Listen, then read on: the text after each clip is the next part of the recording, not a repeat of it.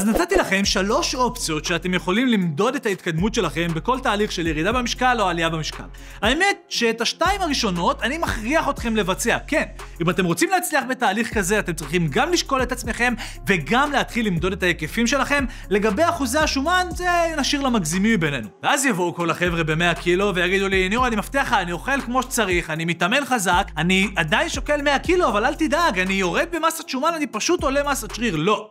ממש לא, אין מצב שאתם מעלים יותר מסת שריר מהשומן שהורדתם. חבר'ה, אתם אמורים לראות ירידה במשקל שלכם גם אם אתם עולים שריר, כן. ולנקודת הבונוס שלנו, למתקדמים בלבד, הדבר האחרון שאני רוצה שישקף לכם את ההצלחה שלכם בתהליך זה פאקינג תמונות. כן, תעמדו מאחורי אותו קיר בכל שבוע או כל חודש, לא כל כך משנה לי. המטרה היא לראות את השינוי בעין, וצילום תמונות היא אחת הדרכים הטובות ביותר לראות שינוי הרכב גוף. כי יש מצב כזה שאתם תישארו בערך באותו משקל עם הרבה יותר מסת שריר, בדיוק כמו שתי התמונות האלה דרך אגב, כן, זה אני באותו משקל עם הרבה יותר מסת שריר. וההבדל בינינו הוא שאני לא שקלתי 100 קילו, אני שקלתי 76 קילו, אז ככה אני נראה ב-76 קילו. חרה של אחוז שומן עם חרה של מסת שריר, וככה אני נראה חטוב עם ארגז מסת שריר ב-76 קילו. נקודה חשובה לגבי התמונות האלה, חשוב לי שתהיו מאחורי רקע אחיד, וחשוב לי שתמקמו את המצלמה במיקום, במרחק שווה בכל תמונה ותמונה, כדי שתראו באמת את ההבדלים.